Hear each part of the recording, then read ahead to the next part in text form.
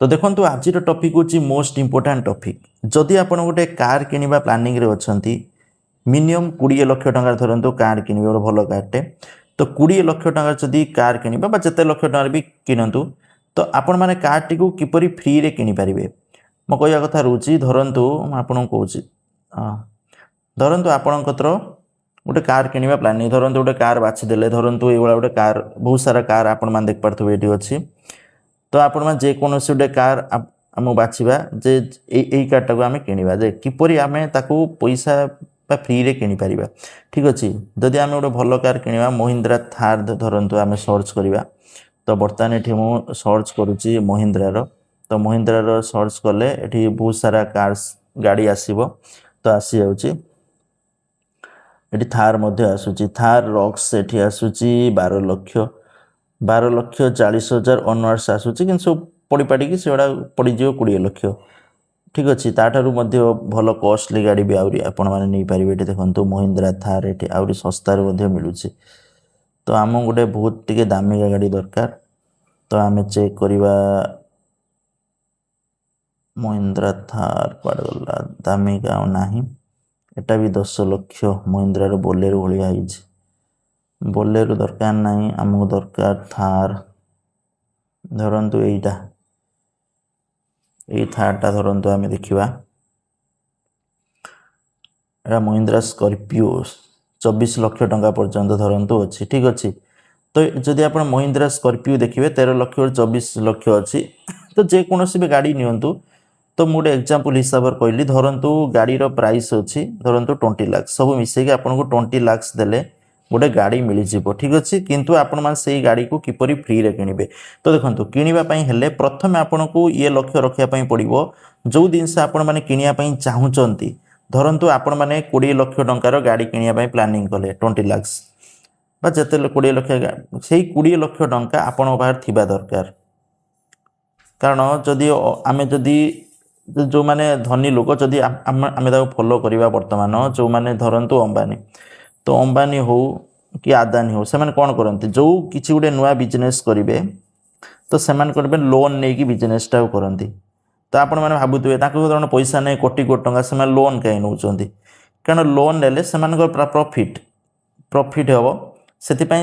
share को से ये पकई लोन नहीं जाती जहाँफल शेयर भी वृद्धि होता है लोन ले काम भी हो जाए ठीक अच्छे तो आम भी सही फर्मूला ये पकेबा जे आम कतर जदि जितेबाला जो जिनस भी आप नौकरी से पैसा आपण पाखे थिबा दरकार जदि आपण पाखे 20 लाख अच्छी ताल आपण मैंने 20 लाख गाड़ी नवा कथा भावतु किंतु आम 20 लाख पूरा खर्च करदे जे मो कतर 20 लाख टंका अच्छी तो मुझे जी 20 लाख टंका 20 लाख टंका नियो मत गाड़ीटा दे दियो सेमती नुहे तो आपण मैंने कौन करेंगे ना जो 20 लाख टंका को आपण मैंने कौन करेंगे ना म्यूचुअल फंड रे इन्वेस्ट करेंगे ना आपण मैंने कौटी इन्वेस्ट करेंगे एफडी रे एफडी सिंपल समस्ते करें धरतु मो 20 लाख टंका बर्तमान मो जदि ये काल्कुलेट करी जे जदि आप 20 कार लोन जदि लोन आनबे जदि 20 लाख टंकार कार आणुचंती तो टेन्यूर आपण मैंने धरतु 10 वर्ष आपण मैंने सुझे मैक्सिमम 10 वर्ष दौरान 9 रु 10 वर्ष माने 7 रु 10 वर्ष पर्यंत टेन्यूर रोचे विभिन्न लोन कंपनी मैक्सिमम 10 वर्ष आपण मैंने पकईदे सहित इंटरेस्ट एटी मिनिमम मुझे देखुली विभिन्न गाड़ी रे इंटरेस्ट विभिन्न कंपनी जो इंटरेस्ट 7.4 सॉरी जो इंटरेस्ट पड़ जाऊँगी 7.45 रु मिनिमम 9.9% इंटरेस्ट देवा पड़ू विभिन्न जगह धरतु 10 रु 11% भी इंटरेस्ट पड़ पारे धरतु आम अप्रोक्सीमेटली 10% इंटरेस्ट ये पकेबा तो मो 10% ये इंटरेस्ट पकाउची सॉरी 10% इंटरेस्ट पकाउची पकई सारा पर मुझे काल्कुलेट मार्ची तो काल्कुलेट कलापर जदि मु 20 लाख गाड़ी आणुची तो मते सुझापी केते पड़ो देखंतु टोटाल जदि इंस्टॉलमेंट प्रिंसिपल अमाउंट 20 लाख मु इंटरेस्ट देवी ये 11,71,618 मान टोटाल मु सुझी सारा बेलू 31,71,618 टंका सुझीबी जदि मु ईएमआई फर्मूल माने फर्मूलार माने करुच्ची मत ये ईएमआई पड़ जाऊँगी केते ना 26,430 माने मते मासको मते 26,430 टंका मते सुझीवाई पड़ो ठीक अच्छे सुझिले मुझे 10 वर्ष एति सुझीदे मो गाटा मोर हो किंतु कथा रोचे आपण मैंने काल्कुलेसन प्रथम करदे करसारा पर आपण मैंने आसवे म्यूचुअल फंड जदि आपंकर म्यूचुअल फंड रे नॉलेज अच्छी बहुत सारा लोग नॉलेज ना किंतु जो मार्केट डाउन थी सब इन्वेस्ट करेंगे तो म्यूचुअल फंड रे आपण मैंने तथा मुझे दीटा आपको देखा आपन इच्छा प्रथम म्यूचुअल फंड कैलकुलेटर आसवा तो कैलकुलेटर आसला म्यूचुअल फंड कौन हम लमसम इन्वेस्ट करेंगे ठीक अच्छे जेहेतु आप 20 लाख अच्छी तो लमसम इन्वेस्ट कले लमसम जी तो मुझे जूम कर दूसरी लमसम गले 20 लाख पकेले 20 लाख पकेले आपन को 10 वर्ष पर्यंत रखिए जेहेतु 10 वर्ष पर्यंत गाड़ी EMI देवे ठीक अच्छे तेणु रिटर्न आप 12% हिसाब से देखिए बट म्यूचुअल फंड रे इंटरेस्ट फिक्स नुहे आप 12% एटा 15% भी हो पारे एटा 10% भी हो पारे बट जेहेतु 10 वर्ष करूँ 12% एवरेज नहीं चलवा ठीक अच्छे कले आपण मैंने कैलकुलेट करदे तो कैलकुलेट कले आपण मैंने देख पारे केते होउची तो मुझे टोटाल 20 लाख इन्वेस्ट करी टोटाल मते प्रॉफिट मिलूँ 42,11,696 ठीक अच्छे ये टोटाल जो अमाउंट रोचे जे 62,11,696 मो टोटाल माने 10 वर्ष पर एति मते रिटर्न मिलिवो ठीक अच्छे जदि भी मुझे 20,000 काटी दूची मते 40 लाख ये मते इंटरेस्ट माने मिलानी किंतु मेरी आ गोटे हिसाब कर सॉरी एरा कटिगला आपण मैंने आसबे ये कार लोन को जोटी मो कार लोन हाँ ये टोटाल आपण मैंने केते टोटाल 31 लाख आमर खर्च होची 10 वर्ष भितर ठीक अच्छे जदि आम ये जावा जे टोटाल जदि 31 लाख ये काटिदेवा 31 लाख काटिदेले भी आउरी आमको ये 30 लाख आउरी 31 लाख पाखापाखि आम प्रॉफिट रोचे माने गाड़ी EMI भी सुझीज आमको 31 लाख प्रॉफिट भी मिल